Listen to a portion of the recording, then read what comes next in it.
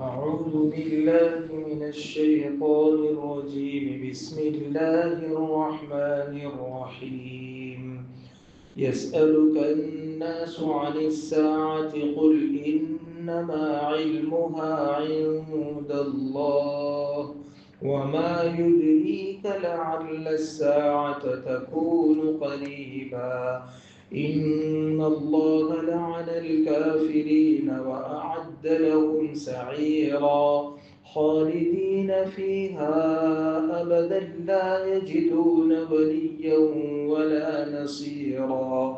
يوم تقلب وجوههم في النار يقولون يا ليتنا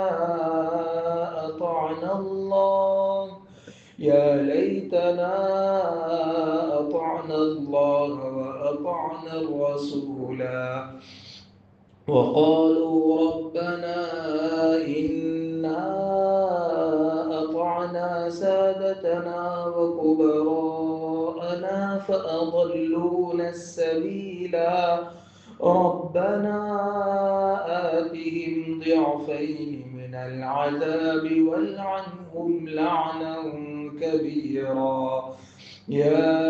أيها الذين آمنوا لا تكونوا كالذين آذوا موسى فبرأه الله مما قالوا وكان عند الله وجيها. يا أيها الذين آمنوا اتقوا الله وقولوا قولا سديدا يصلح لكم أعمالكم ويغفر لكم ذنوبكم ومن يطع الله ورسوله فقد فاز فوزا عظيما. إنا عرضنا الأمانة على السماوات والأرض والجبال فأبين أن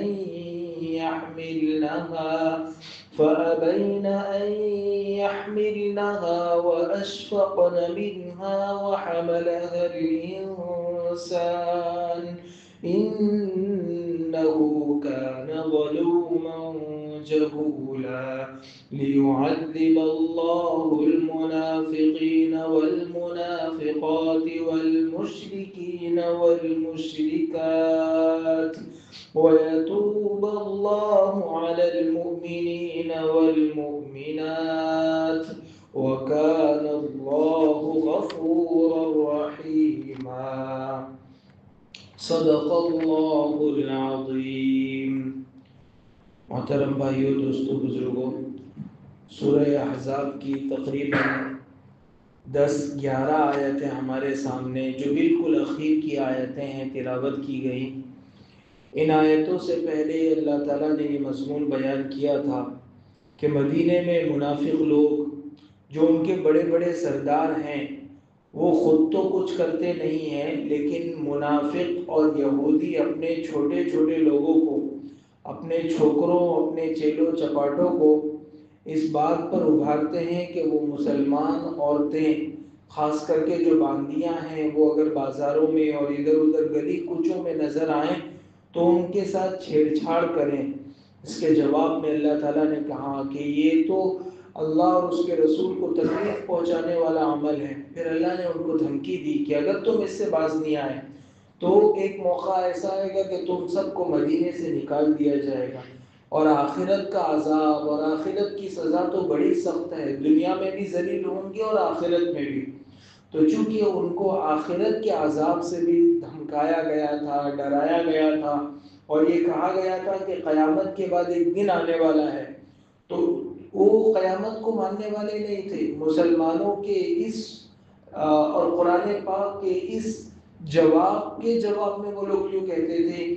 مذاق کے طور پر یوں کہتے تھے کہ تم بار بار قیامت کی بات کرتے ہو، آخرت میں دیکھ لیں گے اس کی بات کرتے ہو، حشر کے میدان میں تم سے بدلہ وصول کریں گے اس کی بات کرتے ہو. یہ قیامت آنے والی کب ہے اسی کا تذکرہ ہے. یسألک الناس عن الساعہ، کہ یہ کافر لوگ تم سے قیامت کے بارے میں سوال کرتے ہیں. قرآن پاک کا ایک اسلوب یہ ہے، بہت سی مرتبہ وہ سوال کا جواب دیتا بھی ہے اور بہت سی مرتبہ وہ سوال کا جواب چھوڑ بھی دیتا ہے. یہاں اللہ تعالیٰ نے کہا کہ قیامت کب آئے گی، وہ تو تمہارے کام کی چیز نہیں ہے، تمہارے کام کی جو چیز ہے وہ ہم اگلی آیات میں بیان کرتے ہیں کہ جو تمہارے چھوٹے بڑوں کے کہنے پر کفر کا کام کرتے ہیں، شرک کا کام کرتے ہیں، کل کو جب اللہ تعالیٰ جہنم میں ڈالیں گے تو یہی چھوٹے اللہ سے فریاد کریں گے اور کہیں گے کہ ہم کو تو ہمارے بڑوں نے اکسایا تھا، ہم کو ہمارے بڑوں نے گمراہی کے راستے پر ڈالا تھا، سو تم جیسے اللہ سے وہ فریاد کریں گے کہ جیسے ہم کو عذاب دیا جا رہا ہے، ہم سے ڈبل ٹیبل چوبل ان کو عذاب دیا جانا چاہیے کہ ہماری گمراہی کا وہی سبب بنے تھے۔ تو اللہ تعالیٰ نے قیامت کب آئے گی اس کا جواب تو نہیں دیا، ایک اصولی بات اللہ تعالیٰ نے ارشاد فرما دی، قل انما علمها عند اللہ، اے نبی آپ کہہ دیجئے کہ قیامت کا علم تو اللہ تعالیٰ کے پاس ہے۔ اس دنیا میں جن جن چیزوں کا علم اللہ نے اپنے پاس رکھا ہے اس میں سے ایک قیامت کا علم ہے۔ قیامت کے بارے میں کسی کو نہیں معلوم کہ کب قائم ہوگی، ہاں ہمارے رسول صلی اللہ علیہ وسلم نے اس کی کچھ نشانیاں بتلائی کہ قیامت کے قریب یہ ہوگا یہ ہوگا، لیکن قیامت کب آئے گی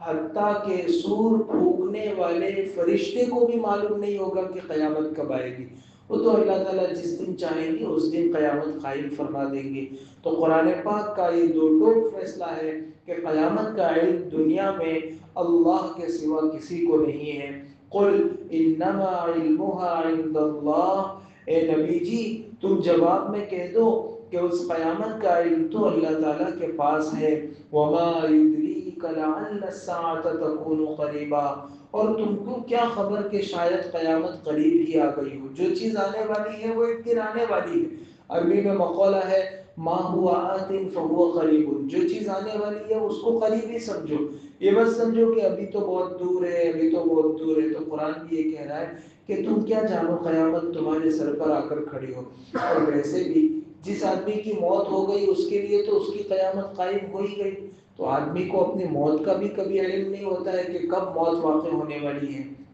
اس لیے ہر آدمی کو اپنی زندگی میں اپنی موت کی اور موت کے بعد آنے والی زندگی کی تیاری کر کے رکھنا چاہیے۔ اس آیت سے ایک سبق یہ بھی ملا کہ فضول سوالات میں اپنے آپ کو نہیں الجھانا چاہیے۔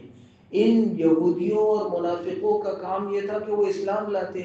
حضور صلی اللہ علیہ وسلم کی بات کو دل و جان سے تسلیم کرتے،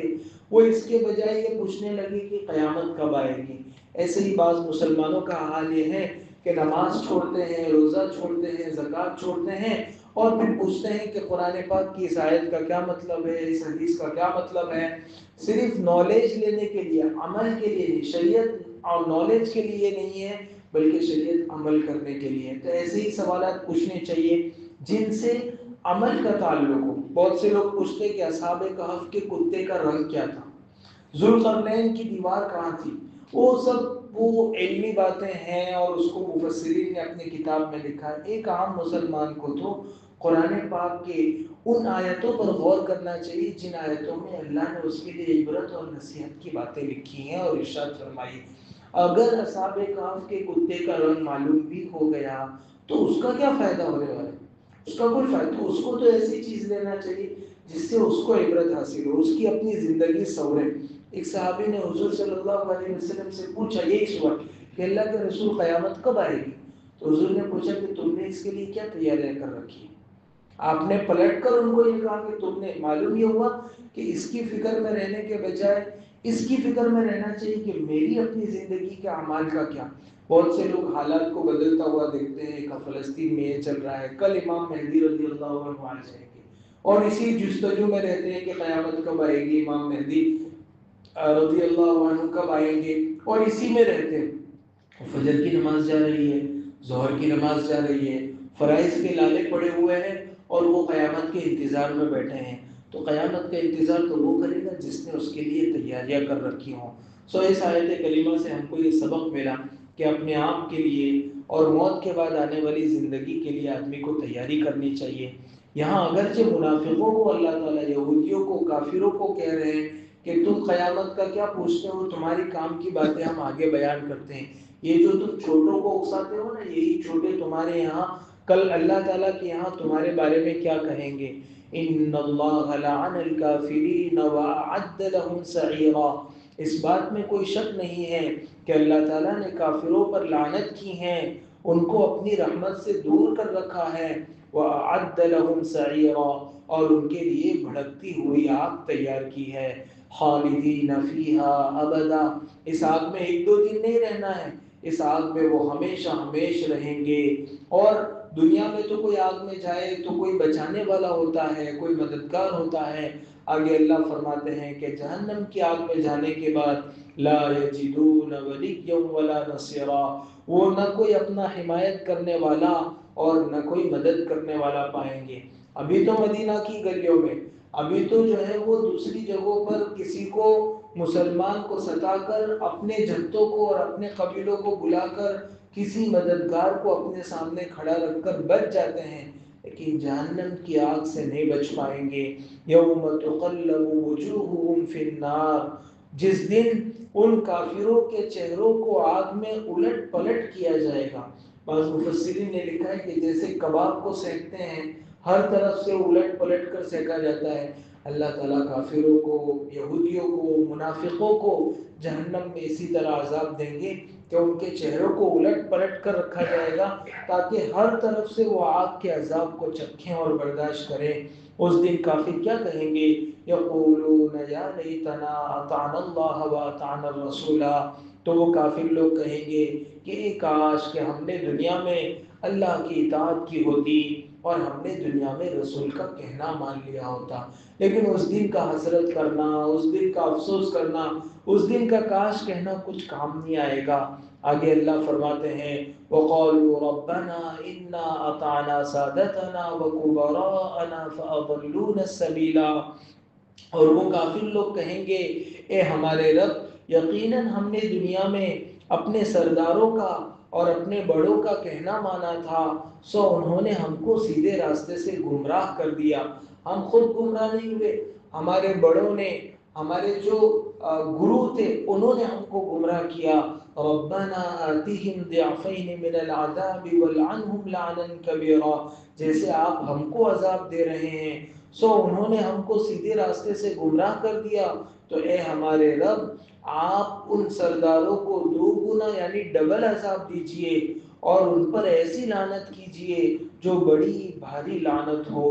ایسی لعنت کیجئے جو کبھی ختم نہ ہونے والی ہو، ان کو اپنی رحمت سے دور کر دیجئے۔ اس سے یہ بھی معلوم ہوا کہ آیات اگرچہ کافروں کے بارے میں ہے لیکن ہر آدمی کو اپنے ماتحتوں کے بارے میں ڈرنا چاہیے۔ کہیں ایسا نہ ہو کہ ہماری وہ بچی جس کو ہم نے صحیح لباس نہیں پہنایا، ہمارے وہ بچے جن کو ہم نے نماز کی عادت نہیں ڈلوائی، ہماری وہ اولاد جن کو ہم نے کبھی اللہ رسول کی بات نہیں بتائی،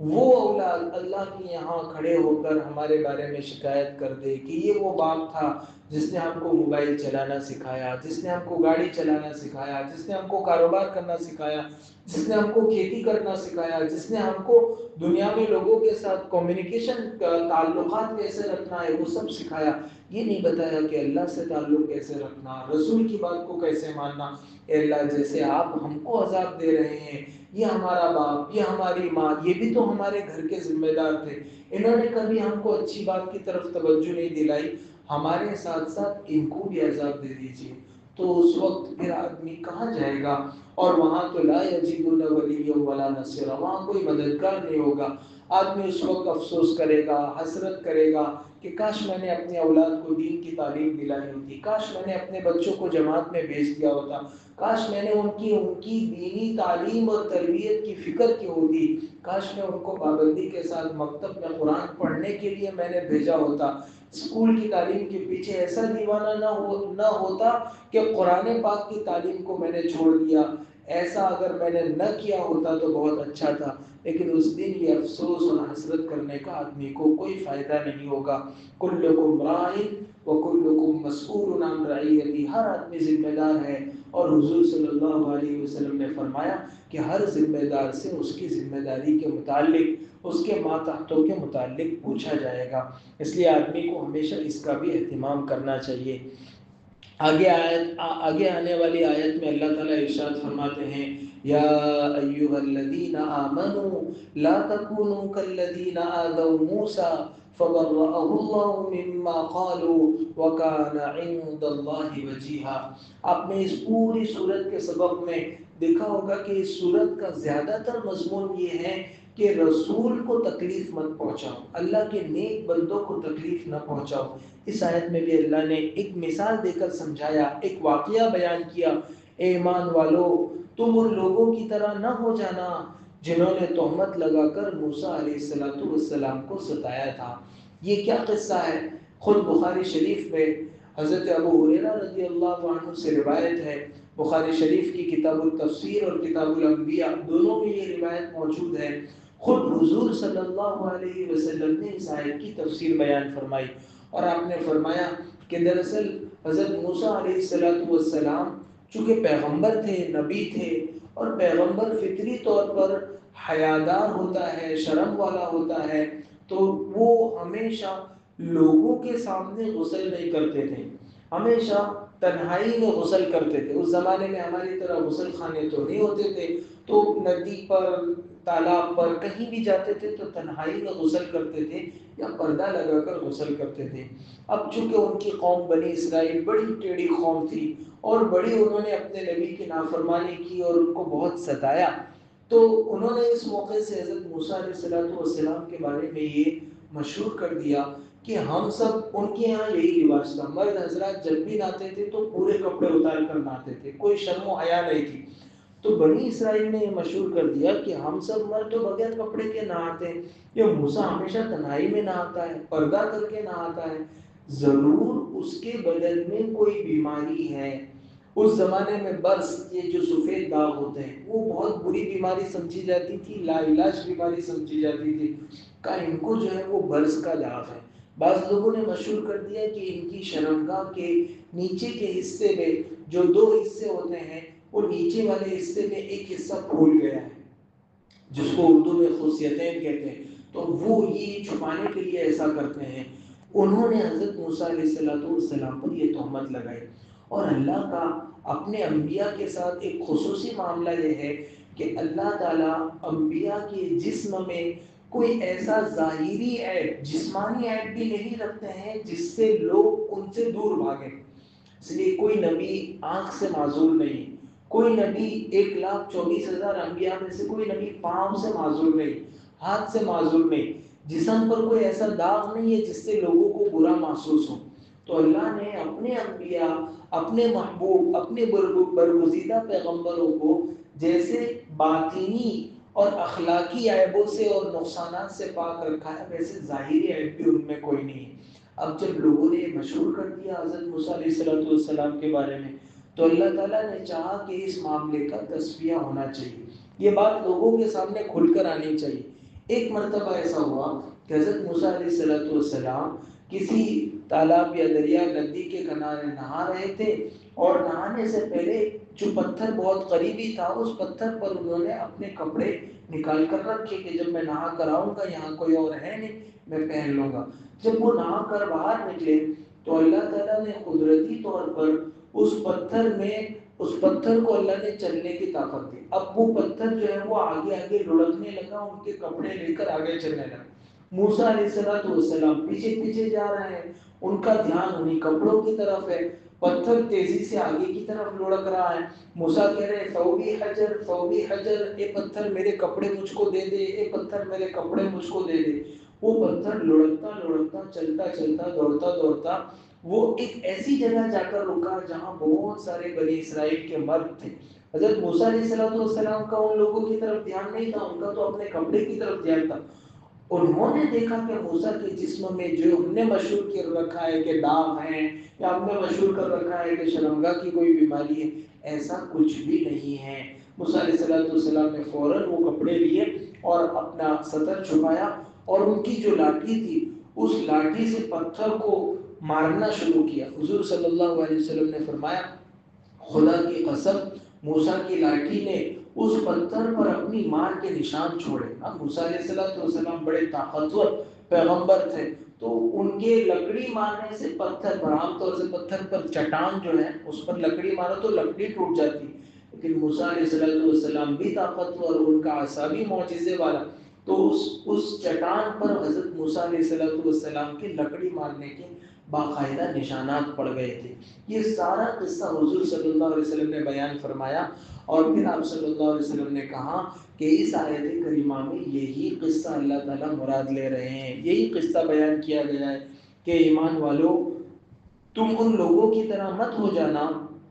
جنہوں نے تہمت لگا کر حضرت موسیٰ علیہ السلام کو ستایا تھا، پھر ان کی کہی بات سے اللہ تعالیٰ نے موسیٰ علیہ السلام کو بری کر دیا۔ اللہ نے چاہا کہ اپنے پیغمبر پر چاہے جھوٹ موٹ کا ہی کیوں نہ ہو کوئی دھبا بھی باقی نہ رہے۔ وَكَانَ عِندَ اللَّهِ وَجِيهًا، اور موسیٰ تو اللہ تعالیٰ کے یہاں بڑے مرتبے والے تھے، اور اسی لیے ان کے مرتبے کی بات یہ کہ جب بھی انہوں نے دعا مانگی اللہ نے قبول فرمائی، جو بات بھی انہوں نے کہی، حتیٰ کہ انہوں نے کہا کہ اللہ میرے بھائی کو نبی بنا دیجیے۔ نبی کسی کی سفارش اور دعا پہ نہیں بنتا، اللہ جس کو اللہ یصطفی من الملائکۃ رسلا ومن الناس، اللہ جس کو چاہتے ہیں اس کو اللہ نبی اور رسول بناتے ہیں۔ تو حضرت موسیٰ علیہ السلام نے دعا کی تو ان کے بھائی ہارون کو ان کی دعا قبول ہوئی اور نبی بنایا گیا۔ کہتے ہیں کہ دنیا میں کسی بھائی نے اپنے بھائی پر اس سے بڑا احسان نہیں کیا ہوگا، انہوں نے ان کو نبی نبوت کا درجہ دلا دیا۔ تو یہ حضرت موسیٰ علیہ السلام کا اللہ کے یہاں مقام اور مرتبہ تھا کہ وہ مستجاب الدعا تھے، جب بھی دعا کرتے تھے اللہ تعالیٰ ان کی دعا کو قبول فرماتے تھے۔ اسی کو اللہ تعالیٰ نے اس آیت میں بیان فرمایا ہے کہ اللہ تعالیٰ کے یہاں تو موسیٰ بڑے مرتبے والے تھے۔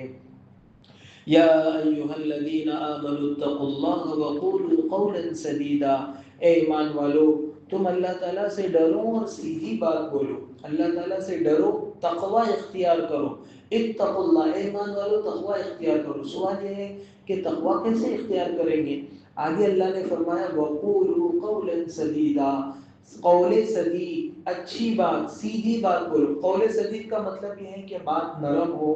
بہت زیادہ سخت نہ ہو، بات سچی ہو، جھوٹ نہ ہو، بات ایسی ہو کہ وہ حق ہو، باطل بات نہ ہو، اور اسی طرح بات سچ میں کہی جائے، مذاق کے طور پر نہ کہی گئی ہو۔ یہ سب مضمون اس میں آ جاتے ہیں وقولوا قولا سدیدا۔ تو اللہ نے تقوی کا راستہ اختیار کرنے کے لیے فرمایا کہ اگر تقوی کا راستہ اختیار کرنا ہے تو ایک بات کی عادت ڈال لو، ہمیشہ سچ بولنے کی عادت ڈال دو، ہمیشہ اچھا بولنے کی عادت ڈال دو، ہمیشہ نرم بولنے کی عادت ڈال دو، اللہ تعالیٰ خود بخود تم کو تقوی عنایت فرمائیں گے۔ دیکھو آگے کی آیت میں اللہ نے کیا فرمایا، یصلح لکم اعمالکم ویغفر لکم ذنوبکم، اگر تم سیدھی بات بولو گے تو وہ اللہ تعالیٰ تمہارے فائدے کے لیے تمہارے نیک کاموں کو سنوار دیں گے اور تمہارے گناہوں کو معاف کر دیں گے۔ شاہ عبد القادر صاحب بہت بڑے ہمارے بزرگ گزرے ہیں، انہوں نے قرآن پاک کا ترجمہ کیا تو اس ترجمے میں ایسا جملہ لکھا ہے کہ اگر آدمی کی زبان سیدھی رہے تو آخرت کے کام بھی اس کے سدھریں گے اور دنیا کے کام بھی سدھریں گے۔ عام طور سے آدمی کی جتنے کام گڑبڑاتے ہیں، آپ غور کرو گے تو ہمارے ان کاموں کی گڑبڑانے کے پیچھے کہیں نہ کہیں ہماری زبان ضرور ہوتی۔ یہ دو آیتیں آپ نے سنا ہوگا، خطبے پہ بھی، نکاح کے خطبے میں بھی یہی دو آیتیں پڑھی جاتی۔ کیوں نکاح کے خطبے میں قرآن پاک کی بہت ساری آیتیں چھوڑ کر اس آیت کو پڑھا جاتا ہے وقولوا قولا سدیدا؟ چونکہ نکاح کے ذریعے دو خاندانوں کا ملاپ ہوتا ہے، اور جب دو نئے خاندان آپس میں ملتے ہیں تو مزاجوں میں الگ الگ مزاج ہوتے ہیں، اونچ نیچ ہوتا رہتا ہے۔ اللہ تعالیٰ نے اس آیت کے ذریعے سے پیغام دیا کہ دیکھو رشتہ نبھانا ہو تو سیدھی سیدھی بات کرنا، جھوٹی بات کرنا، ساس سے چیزیں چھپانا، ساس کا بہو سے چیزیں چھپانا، یہ سب کرو گے تو ایک دن بھانڈا پھوٹے گا اور آپس میں اختلاف کی بنیاد پڑے گی۔ تو اسی لیے نکاح کے خطبے میں یہ آیت پڑھی جاتی ہے کہ جو سیدھی اور سچی بات کرے گا، جو اپنی زبان کو قابو میں رکھے گا، وہ کبھی بھی پریشان نہیں ہوگا، اس کی زندگی میں آخرت کے اعمال بھی سنورتے رہیں گے اور دنیا کے اس کے اپنے اعمال بھی سنورتے رہیں گے۔ حضور صلی اللہ علیہ وسلم نے ایک حدیث میں ارشاد فرمایا کہ اگر زبان کو آدمی قابو میں رکھ لے تو اس کے سارے اعمال درست ہو جاتے ہیں۔ ایک حدیث میں آپ صلی اللہ علیہ وسلم نے ارشاد فرمایا کہ صبح صبح زبان سے بدن کے سارے اعضاء اس سے کہتے ہیں کہ دیکھ تو سیدھی سیدھی رہنا، اگر تو سیدھی رہی تو ہم سب بھی سیدھے رہیں گے، اور اگر تو ٹیڑھی رہی تو تیری وجہ سے تو چونکہ زبان تو کسی کو گالی دے کے اندر چلی جاتی ہے، مار تو جسم کو کھانا پڑتا ہے، دوسرے اعضاء کو کھانا پڑتا ہے، تو صبح صبح سارے اعضاء زبان سے جو ہے وہ ہاتھ جوڑ کر کہتے ہیں کہ کچھ ایسی حرکت مت کر دینا، کچھ ایسا مت بول دینا کہ تیری وجہ سے ہم کو نقصان ہو جائے۔ اور حضور صلی اللہ علیہ وسلم نے حضرت معاذ بن جبل رضی اللہ عنہ کو جب یمن کی طرف گورنر اور عامل بنا کر بھیجا تو آپ نے حضرت معاذ رضی اللہ عنہ سے پہلے تو یہ کہا کہ معاذ اب کے باہر مدینے کے باہر تک ان کا گھوڑا پکڑ کر لگام پکڑ کر ان کو آپ صلی اللہ علیہ وسلم الوداع کرنے اور رخصت کرنے تشریف لے گئے۔ بڑے آدمی تھے حضرت معاذ ابن جبل، آپ کہتے ہیں کہ قیامت میں علماء کا جھنڈا حضرت معاذ کے ہاتھ میں ہوگا، حضور صلی اللہ علیہ وسلم نے فرمایا، تو علماء کے سردار کہے جاتے تھے۔ آپ صلی اللہ علیہ وسلم مدینے کے باہر تک ان کو الوداع کرنے گئے، پھر فرمایا کہ معاذ جب تم پلٹ کر آؤ گے تو مجھ کو مدینہ میں نہیں پاؤ گے، یعنی آپ صلی اللہ علیہ وسلم اشارہ کر رہے تھے کہ میں دنیا میں نہیں رہوں گا، اب میری زندگی کے آخری ایام آ چکے ہیں۔ حضرت معاذ کی آنکھ سے آنسو گرنے لگے اور انہوں نے حضور صلی اللہ علیہ وسلم سے آنسو چھپانے کے لیے دوسری طرف دیکھا۔ پھر آپ صلی اللہ علیہ وسلم نے کہا کہ معاذ میں تم کو سارے دین کا خلاصہ بتاؤں؟ حضرت معاذ نے کہا کیوں نہیں اللہ کے رسول، ضرور بتلائیں۔ تو پھر حضور صلی اللہ علیہ وسلم نے اپنی زبان باہر نکالی، اس کو پکڑا اور پھر کہا املک علیک لسانک، اپنی زبان کو قابو میں رکھنا۔ تو حضرت معاذ ابن جبل رضی اللہ عنہ کو بہت تعجب ہوا، انہوں نے کہا اللہ کے رسول زبان کی وجہ سے اتنے بڑے فیصلے ہو جاتے ہیں؟ حضور صلی اللہ علیہ وسلم نے فرمایا ثقیلت کا امک یا معاذ، اے معاذ میں تو تم کو بڑا عقل مند سمجھتا تھا، ہاں ہاں زبان ہی کی وجہ سے، اس زبان ہی کی وجہ سے اکثر لوگ جہنم میں جا کر گریں گے۔ یہ حضور صلی اللہ علیہ وسلم نے، یعنی جتنے اعمال اور جتنے اعضاء اور جتنی چیزیں اس میں سب سے زیادہ خطرناک چیز آدمی کی زبان ہے۔ اسی لیے عربی میں تو مقولہ ہے جرمہ صغیر و جرمہ کبیر، زبان کا جسم اس کی سائز تو بہت چھوٹی ہے لیکن جب وہ باہر نکلتی ہے تو قینچی کی طرح دلوں کے ٹکڑے ہوئے کرتی چلی جاتی ہے۔ آدمی محسوس بھی نہیں کرتا کہ میں نے کس کو تکلیف پہنچائی ہے، میں نے بیوی کو کہا، میں نے ماں کو کہا، اپنے باپ کو بھی آدمی بہت سی مرتبہ یہ کہہ دیتا ہے کہ تم نے میرے لیے زندگی میں کیا کیا ہے، اور وہ باپ جو ہے وہ موٹے موٹے آنسو پردے کے پیچھے جا کر چھپ، چونکہ مرد روتا نہیں ہے نا، اس کے آنسو گال پہ نہیں گرتے، دل پہ گرتے ہیں، تو وہ باپ جو ہے وہ اندر ہی اندر کوڑتا رہتا ہے کہ اس کے لیے میں نے کیا کچھ نہیں کیا اور یہ مجھ کو یوں کہتا ہے۔ تو آدمی کو اپنی زبان قابو میں رکھنی چاہیے، جو آج اپنے باپ کو ایسا کہہ رہا ہے کل کو اپنی اولاد سے بھی ایسے ہی جملے سنے گا۔ تو بہرحال زبان قابو میں رکھنی چاہیے۔ اس آیت کریمہ وقولوا قولا سدیدا سے یہ بات معلوم ہوئی کہ اگر تقوی اختیار کرنا ہے تو تقوی کا آسان راستہ ہے اپنی زبان قابو میں کر دینا۔ بعض روایت میں حضور صلی اللہ علیہ وسلم نے فرمایا کہ آدمی کبھی کوئی ایسا جملہ بول دیتا ہے جس کی وجہ سے وہ جہنم کی گہرائی میں کئی میلوں تک اندر جا کے گر جاتا ہے، اس کو پتہ بھی نہیں ہوتا کہ میں نے کتنی خطرناک بات کہی۔ اور پھر حضور صلی اللہ علیہ وسلم نے یہ بھی فرمایا کبھی کوئی اتنا اچھا جملہ بول جاتا ہے کہ وہ جنت کے کتنے درجات اوپر پہنچ جاتا ہے اور اس کو پتہ ہی نہیں ہوتا ہے کہ میں نے اتنا اچھا جملہ کہا۔ اسی لیے کہتے ہیں کہ گشت میں شرکت کرنا چاہیے، جماعتوں میں جانا چاہیے، تعلیم میں بیٹھنا چاہیے، کہیں ہماری زبان سے کوئی اچھا جملہ نکل گیا، کوئی تسبیح نکل گئی، کوئی الحمدللہ نکل گیا، اللہ کی بڑائی کی بات نکل گئی اور وہ اللہ کے یہاں قبول ہو گئی تو ہم کو تو جنت کے کتنے درجات مل جائیں گے۔ ادھر باہر کھڑے رہنا، گلی چوراہوں کو آباد کرنا، گاؤں میں رات کو دیر دیر تک جو ہے وہ گھروں کے باہر بیٹھے رہنا، ہوٹلوں پر جا کر ہوٹلیں آباد کرنا، وہاں کون سی کام کی باتیں ہوتی سوائے اس کے کہ ایک دوسرے کی غیبتیں ہوں، کسی کا مذاق اڑایا جائے۔ اکثر باتیں ایسی ہوتی ہیں، حضرت شیخ نے تو فضائل میں لکھا ہے کہ ہماری مجلس غیبتوں سے کہاں خالی ہوتی، اس لیے بہتر یہ ہے کہ آدمی اپنے گھر جا کر سو جائے، اس سے اس کی اپنی زبان قابو میں رہے، ورنہ وہاں جا کر تو دوست لوگ بھی چپ چپ آدمی وہاں مجلس میں بیٹھا رہا ہے تو دوست لوگ بھی کہتے کہ اس سے تو اچھا گھر تھا، اور صحیح کہتے کہ گھر ہی اچھا تھا۔ وہاں جا کے کسی کی غیبت کرنا، کسی کی گالی دینا، زبان بے قابو، آنکھیں بے قابو، کان بے قابو، اس جائز تفریح سے منع نہیں۔ کبھی مہینے میں 2 مہینے میں آدمی کو اگر جی ہو تو وہ جائے ہوٹل میں کھانا کھا کر واپس آ جائے، لیکن یہ کہ روز کی عادت بنا لینا کہ چائے پینے کے لیے ہوٹل پہ جا رہے ہیں اور اس بہانے 1.5 2 2 2.5 گھنٹہ وہاں بیٹھے رہیں، یا ماں انتظار میں ہے یا باپ انتظار میں ہے، وہ تو جوانوں کو تو تب پتہ چلے گا نا جب وہ باپ بنیں گے۔ ابھی چونکہ باپ نہیں بنے ہیں تو پتہ نہیں چلتا ہے کہ ماں نہیں ہوتی ہے، وہ اس درجے پہ، ماں باپ کے درجے پہ نہیں پہنچتے تو پتہ نہیں چلتا۔ وہ اولاد بڑی ہوتی ہے تو پتہ چلتا ہے کہ جب بیٹا اور بیٹی گھر سے باہر قدم رکھتے ہیں تو پھر ان کا کلیجہ منہ کو آتا ہے اور ان کو کتنی فکر اور کتنا ٹینشن ہوتا ہے۔ بچے چلاتے ہیں باپ پر کہ ابھی میں موٹو تھے گے چھو، اب میں بڑا ہو گیا، اب میری اتنی فکر کرنے کی کیا ضرورت ہے۔ وہ تو جب آپ واقعتاً بڑے ہو جاؤ گے تو پتہ چلے گا کہ اولاد کی کتنی فکر آدمی کو ہوتی ہے۔ بہرحال ایسے جملے نہیں بولنے چاہیے جس سے لوگوں کے دلوں کے ٹکڑے ہو جائیں، جس سے کسی کے دل کو ٹھیس پہنچے۔ آدمی کی، وہ کہتے ہیں کہ تلوار کا اور چھری کا زخم تو بھر جاتا ہے، لیکن زبان کا جو زخم لگتا ہے وہ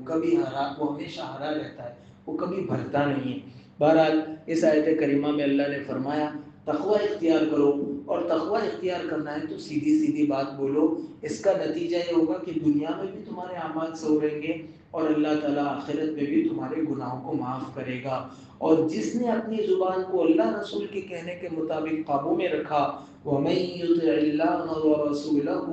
فَقَدْ فَازَ فَوْزًا عَظِيمًا، اور جس نے اللہ تعالیٰ اور اس کے رسول کی اطاعت کر لی، سو پکی بات یہ ہے کہ اس نے بڑی کامیابی حاصل کر لی۔ ظاہر ہے قرآن جس کو بڑی کامیابی کہیں وہ کتنی بڑی کامیابی ہوگی۔ آگے دو آیتیں باقی ہیں، آخری آیت سے پہلے والی آیت میں، ان دونوں آیتوں میں اللہ تعالیٰ نے ایک قصہ بیان کیا۔ وہ قصہ یہ ہے کہ اس کائنات کو اللہ نے پیدا کیا تو دنیا میں اللہ تعالیٰ اپنی امانت کا مطلب ہے اللہ تعالیٰ چاہتے تھے کہ یہ جو شریعت کے احکام ہیں اور اس پر عمل کرنا، اس کو کوئی اٹھائے اور اس ذمہ داری کو کوئی اٹھائے کہ ہم احکام دیں اور وہ عمل کرے۔ تو اللہ تعالیٰ نے اس ذمہ داری کو، مکلف ہونے کی، اللہ کا غلام اور بندہ ہونے کی ذمہ داری کو اللہ نے پہلے آسمان پر پیش کیا، پھر زمین پر پیش کیا، پھر پہاڑوں کو پیش کیا۔ بڑی بڑی مخلوقات کے سامنے اللہ تعالیٰ نے کہا کہ تم یہ شریعت کا بوجھ اٹھاؤ گے، اس کے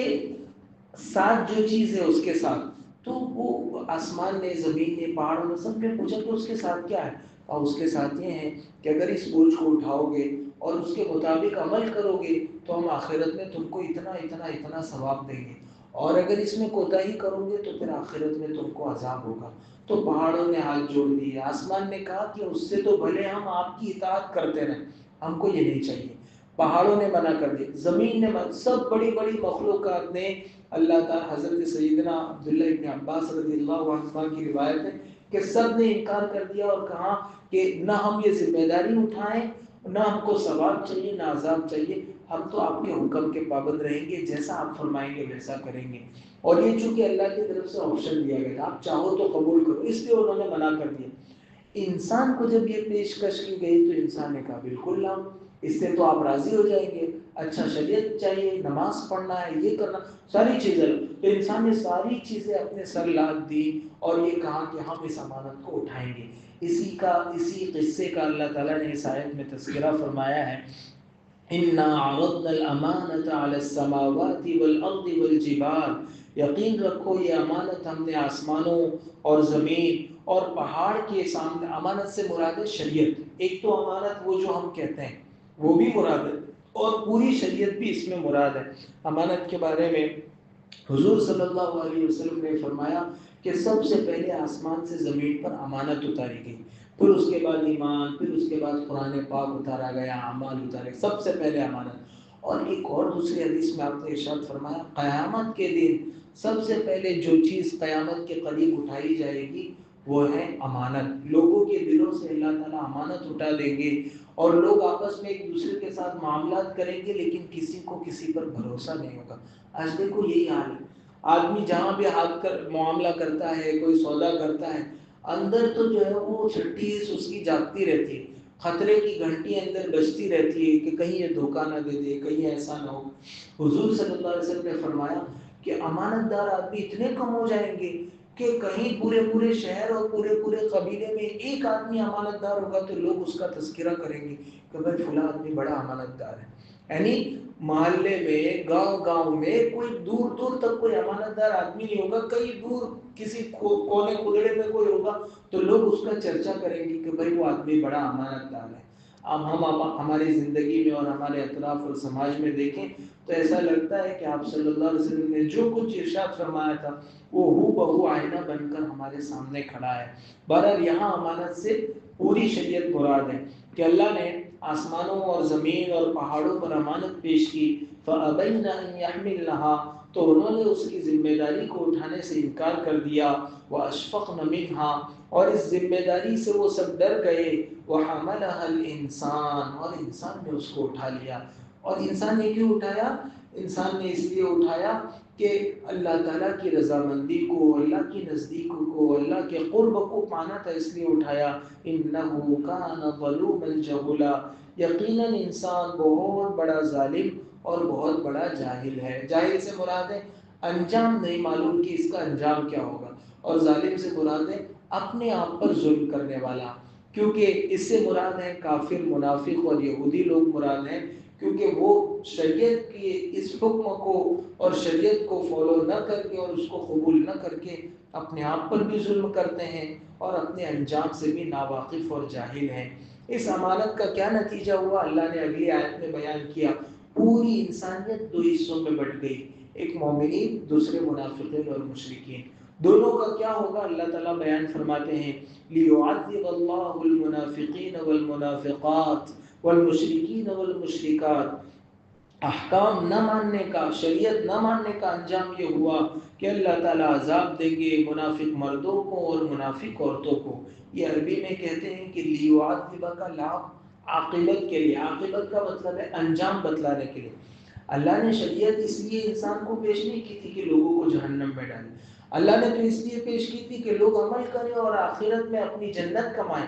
جیسے اسکول اس لیے نہیں بنائی جاتی کہ لوگوں کو فیل کرے، پر فیل تو ہوتے ہیں، تو آدمی طالب علم وہ اسٹوڈنٹ اپنی غلطی سے فیل ہوتا ہے، اپنی غفلت کا وہ نتیجہ بھگتتا ہے۔ تو اللہ نے بھی یہ کائنات بنائی اور انسانوں کے سامنے شریعت کا تقاضا رکھا، تو اس لیے نہیں رکھا کہ اللہ جہنم میں لوگوں کو پھینکے، اللہ نے تو اس لیے یہ راستہ کھولا ہے تاکہ لوگ اپنی زندگی کی قدر کر کے جنت کمائیں۔ لیکن نتیجہ یہ ہونا ہے کہ انسانیت دو حصوں میں ہوگی، ایک حصہ جہنم میں جائے گا اور ایک بہت بڑی تعداد اللہ تعالیٰ کی رضا اور اللہ تعالیٰ کی قرب کی جگہ جنت میں جائیں گی۔ انہی دونوں کا اللہ نے تذکرہ فرمایا۔ احکام نہ ماننے کا انجام یہ ہوا کہ اللہ تعالیٰ عذاب دیں گے منافق مردوں کو اور منافق عورتوں کو، اور شرک کرنے والے مردوں کو اور شرک کرنے والی عورتوں کو، وَيَتُوبَ اللَّهُ عَلَى الْمُؤْمِنِينَ وَالْمُؤْمِنَاتِ، اور اللہ تعالیٰ ایمان والے مردوں اور ایمان والی عورتوں کو معاف کر دیں گے۔ وَكَانَ اللَّهُ غَفُورًا رَحِيمًا، اور اللہ تعالیٰ تو بہت زیادہ معاف کرنے والے اور سب سے زیادہ رحم کرنے والے ہیں۔ اللہ تعالیٰ ہم سب کو کہنے سننے سے زیادہ عمل کرنے کی توفیق عطا فرمائے۔ سبحانك اللهم وبحمدك وتبارك اسمك وتعالى جدك ولا إله غيرك،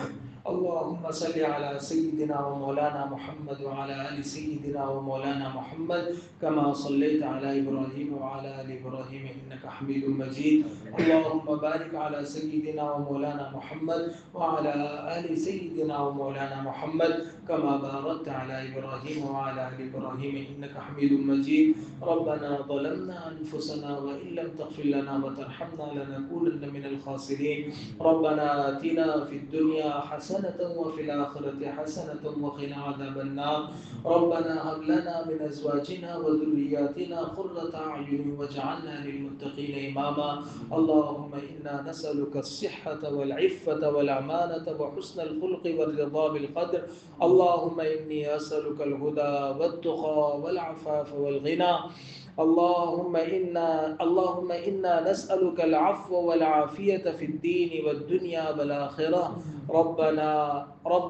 هب لنا ربنا لا تزغ قلوبنا بعد إذ هديتنا وهب لنا من لدنك رحمة إنك أنت الوهاب، رب اجعلني مقيم الصلاة ومن ذريتي ربنا وتقبل دعاء، ربنا اغفر لي ولوالدي وللمؤمنين يوم يقوم الحساب، رب ارحمهما كما ربياني صغيرا۔ اے اللہ ہم سب کے گناہوں کو معاف فرما، اے اللہ ہماری خطاؤں سے درگزر فرما، اے اللہ زندگی آپ کے نافرمانی میں گزر گزرتی جا رہی ہیں، اے اللہ ایک ایک لمحہ ہماری زندگی کا دن بدن کم ہوتا جا رہا ہے، اے اللہ ہمیں اپنی زندگی کی قدر کر کے تیری دی ہوئی نعمتوں کو شکر ادا کر کے اے اللہ تیرا بن کر زندگی گزارنے کی توفیق عطا فرما، اے اللہ ایک لمحے کے لیے بھی تیری نافرمانی اور معصیت میں مبتلا ہونے سے ہم سب کی حفاظت فرما، قرآن پاک کا نور عطا فرما، نماز کی برکت عطا فرما، ہمارے گھروں کو قرآن اور نماز سے آباد فرما، اپنا ہمارے دلوں کو تیرے ذکر سے منور اور آباد فرما، دوا میں ذکر اور دوا میں طاعت کی توفیق اور سعادت عطا فرما، حضور صلی اللہ علیہ وسلم کی سنت سے سچی پکی محبت نصیب فرما، تیرے اور تیرے بندوں کے حقوق کو ادا کرنے والا بنا، اے اللہ زبان اور دل اور جسم کے سارے اعضاء کو قابو میں رکھنے والا بنا، اے اللہ ہم چاہتے ہیں اے اللہ لیکن ہمارے اعضاء ہمارے قابو سے باہر ہیں، اے اللہ آپ اپنی رحمت شامل حال فرما کر اے اللہ ہم کو ہماری زبان پر قابو عطا فرما دیجئے، ہماری آنکھوں پر قابو عطا فرما دیجئے، ہمارے کان اور ہمارے دل کے جذبات پر قابو عطا فرما دیجئے، اے اللہ گناہوں کی عادت چھڑوا کر اے اللہ نیکیوں کی محبت اور رغبت ہمارے دلوں میں پیدا فرما، اے اللہ ہمارے دنیا اور آخرت کے تمام مراحل کو عافیت کے ساتھ اے اللہ مکمل فرما، اے اللہ ہم سب کو حرمین شریفین کی مقبول حاضری نصیب فرما، اے اللہ ہم سب کو حرمین شریفین کی مقبول حاضری نصیب فرما، اے اللہ بار بار جانا مقدر فرما، اے اللہ بار بار جانا مقدر فرما، اے اللہ جو مسلمان بھائی جس پریشانی کا شکار ہیں اے اللہ اس پریشانی کو دور فرما، اے اللہ ہمارے غزہ کے مظلوم مسلمان بھائیوں کی بھرپور مدد اور نصرت فرما، اے اللہ ہمارے ملک میں بھی امن و امان کی فضائیں قائم فرما، اے اللہ ہم سب کو تیری رضا والی زندگی نصیب فرما، اللہ ہماری اور ہماری نسلوں کے ایمان کی حفاظت کے فیصلے فرما،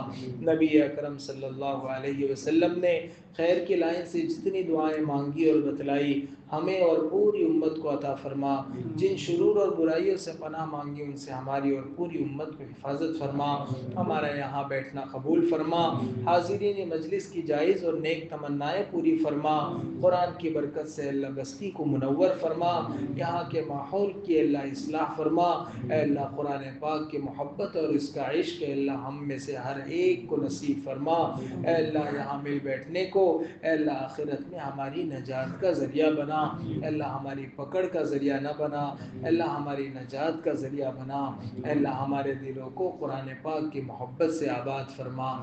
محض اپنے فضل اور کرم سے اور نبی پاک صلی اللہ علیہ وسلم کے صدقہ طفیل ہماری دعاؤں کو قبول فرما، ربنا تقبل منا انك انت السميع العليم وتب علينا انك انت التواب الرحيم، وصلى الله تعالى على خير خلقه سيدنا ومولانا محمد وآله واصحابه اجمعين برحمتك يا ارحم الراحمين۔ محمودیہ چینل پر دینی، اصلاحی اور روحانی ویڈیوز دیکھیں، ابھی سبسکرائب کریں اور خیر کی بات عام کریں۔ محمودیہ چینل علم و عمل کی صدا۔